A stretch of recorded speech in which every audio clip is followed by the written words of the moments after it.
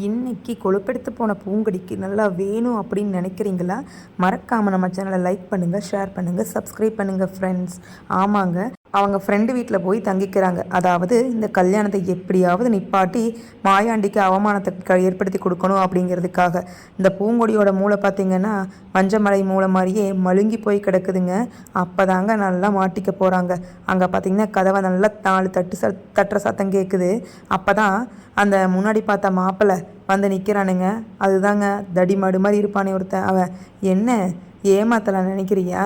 நீ கல்யாணம் யாரு கூட வேணாலும் பண்ணிட்டு போய்க்கோ, ஆனால் கட்டிலுக்கு எங்கூட தான் வரணும் அப்படின்னு சொல்லிட்டு தூக்கிட்டு போயிடுறாங்க. அப்போ தாங்க பூங்கொடிக்கு தோணுது, யாரோட வேலையாக இருக்கும்? நம்ம இந்த ஃப்ரெண்டு வீட்டில் தங்கணும் அப்படிங்கிறது நம்ம அத்தைக்கு மட்டும்தான் தெரியும்.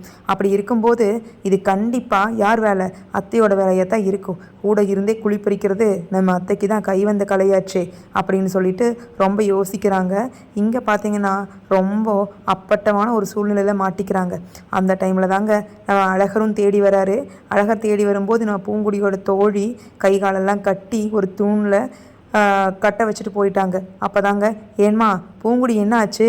இங்கே தான் தங்கியிருக்கலாமே, எங்கம்மா அவ? கூப்பிடு அப்படின்னு கேட்குறாருங்க நம்ம அழகர். ஐயோ அண்ணன், பூங்கொடி இங்கே தான் இருந்தா, நான் இல்லை நல்லா சொல்லலை, நான் வேணுன்ட்டு இதை பண்ணலை, சொன்னால் கேளுங்கண்ணே, என்னை நம்புங்கண்ணே அப்படின்னு சொல்லி அந்த பொண்ணு ரொம்பவுமே ஒரு மாதிரி பேசுதுங்க.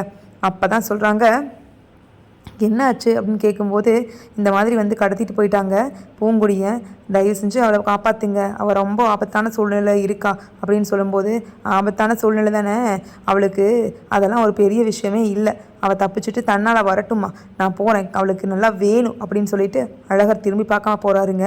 அப்போ தான் அந்த ஃப்ரெண்டு சொல்கிறாங்க, அண்ணே தயவு செஞ்சு எப்படியாவது காப்பாற்றுங்கண்ணே, அவன் இங்கே தானே கூப்பிட்டு போயிருக்கான் அப்படின்னு சொல்லும்போது, அழகர் என்ன பண்ணி தொலைகிறது அப்படின்னு சொல்லிட்டு, நம்ம அப்பாவோட மனமும் போகக்கூடாது, காலையில் கல்யாணம் நடக்கணும், அங்கே விளக்கு பூஜை நடந்துக்கிட்டு இருக்குது, அதுக்குள்ளே அம்மா வேறு பூங்குடியோட வருவேன்னு சொல்லியிருக்காங்க அப்படின்னு சொல்லிட்டு பூங்குடியை மீட்கிறதுக்காக கிளம்புறாருங்க.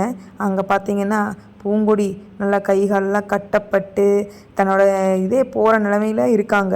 அப்படி இருக்கும்போது யாராவது நம்மளை காப்பாற்ற மாட்டாங்களா கடவுளே அப்படின்னு இவங்ககிட்ட வந்து இப்படி நல்லா மாட்டிக்கிட்டோமே, நமக்கு நல்லா வேணும், நம்ம அப்பா பேச்சையும் அத்தை பேச்சையும் கேட்டுக்கிட்டு இப்படி ஒரு நல்ல குடும்பத்தை ஒரு நல்ல மனுஷனை அவமானப்படுத்த நினச்சோம்ல, அதுதான் கடவுளாக பார்த்து நமக்கு ஒரு பழியை ஏற்படுத்தி கொடுத்துருக்காரு போல் அப்படின்னு யோசிச்சுக்கிட்டே இருக்காங்க. அந்த டைமில் தாங்க கடவுள் மாதிரி வந்து நிற்கிறாரு நம்ம அழகர் சாமி. ஆமாங்க, அவர் எப்படியோ அவங்ககிட்ட இருந்து ஒரு ஃபைட் சீனை போட்டு அடித்து பிடிச்சி கொண்டு போய் கல்யாண மேடையில் நிறுத்திடுவாங்க. அப்போ பார்க்கணுமே, நம்ம மஞ்சமலைக்கு மூஞ்சில் ஈ கூட ஆடலைங்க. மறக்காமல் நம்ம சேனலை லைக் பண்ணுங்கள், ஷேர் பண்ணுங்கள், சப்ஸ்கிரைப் பண்ணிவிடுங்க. Bye bye.